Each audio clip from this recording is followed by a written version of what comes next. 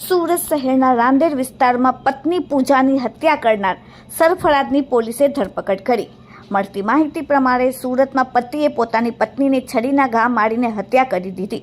પતિને તેની પત્ની પર બીજા પુરુષ સાથે અફેર હોવાની શંકા હતી, જેના કારણે આ ભયાનક પગલું ભર્યું અને સમગ્ર વિસ્તારમાં સનસનાટી મચી ગઈ। આરોપી મોહમ્મદ સરફરાજ અને મૃતક પૂજા કુમારી મૂળ બિહારના વતની હતા। લગભગ 2 વર્ષ પહેલા તેમનો પ્રેમ સંબંધ હતો, પછી તે લગ્નમાં પરિણમ્યો। લગ્ન પછી તેઓ સુરત ખાતે આવ્યા અને કેટરસના વ્યવસાય સાથે સંકળાયેલા હતા। લગ્નના થોડા સમય પછી તેમના સંબંધોમાં તણાવ શરૂ થયો। સરફરાજને શંકા હતી કે તેમની પત્ની પૂજાનું બીજા કોઈ પુરુષ સાથે અફેર છે। તેને ખાસ કરીને તેના બનાવેલા ભાઈ પ્રેમ સાથે ફોન પર વાત કરે છે અને તે તેને ગમતું નહોતું। ઘણીવાર આ મુદ્દા પર દલીલ થતી હતી। રવિવારે પૂજા તેના મિત્ર સાથે બહાર ગઈ, જેનાથી સરફરાજને ગુસ્સો ગયો અને પૂજાને શોધવાનું ચાલુ કર્યું। સોમવારે પણ પૂજા ઘરની બહાર હતી। સરફરાજે આખી રાત તેને શોધી અને મંગળવારે બપોરે જ્યારે સરફરાજે રાંદેર વિસ્તારમાં પવિત્રા રેસિડેન્સી પાસે પૂજાને તેના મિત્ર સાથે જોઈ ત્યારે તે ગુસ્સે થઈ ગયો।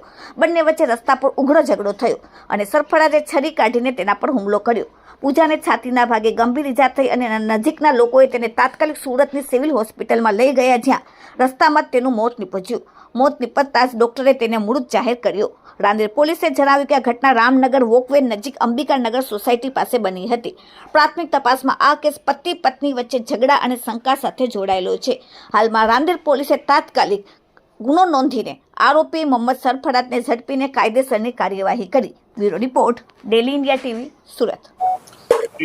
તારીખ 17 માર્ચ 2026ના રોજ પવિત્રા રેસિડેન્સી રામનગર વોકવે પાસે પૂજાબેન નામના એક મહિલાની હત્યા થયાની ઘટના રાંદેર પોલીસ સ્ટેશનમાં નોંધાઈ।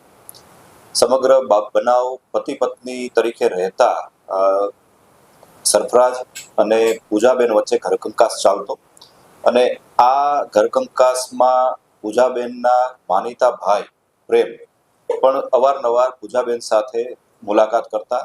આ બાબતની પણ જે આરોપી છે તેને કોઈ પણ કારણસર બાબત ગમતી ના હોય અને તે લઈને પણ અવારનવાર બંને વચ્ચે ઝઘડાઓ થતા।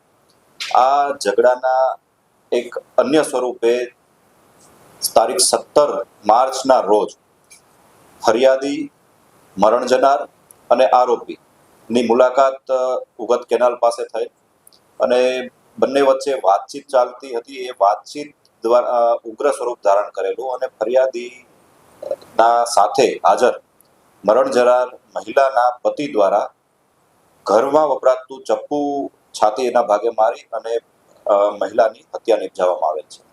આ ઘટનાની જાણ થતાં રાંદેર પોલીસ સ્ટેશનના પોલીસ ટીમો દ્વારા તુરંત કાર્યવાહી હાથ ધરવામાં આવેલી અને ગણતરીની કલાકોમાં આરોપીની ધરપકડ કરવામાં આવેલ છે। હાલમાં આરોપીની પોલીસ અટકાયત હેઠળ છે અને આગળની કાર્યવાહી જે છે તે ચાલુ છે। સર, આરોપી જે છે મરણજનક છે, ત્યાં ચાકુ છે ક્યાંથી લેવો છે, ક્યાં બંનેથી લાવી હતી? ના, ઘરમાં વપરાતા ચપ્પુ દ્વારા જ તે આ ઘટના બનેલ છે। મૂળભૂત રીતે આરોપી અને મરણ જનાર બંને બિહારના વતની છે અને બંને કેટરિંગના વ્યવસાય સાથે સંકળાયેલા છે અને કેટરિંગની આ જે ધંધાકીય વ્યવસાય દરમિયાન જ બંનેનો એકબીજા સાથે પરિચય થયેલ છે। ત્યારબાદ બંને દ્વારા પ્રેમ લગ્ન કરવામાં આવેલા અને થોડા કેટલાક સમયથી સોશિયો સર્કલ પાસે બંને મકાન ભાડે રાખી અને રહેણાંક ધરાવતા હતા।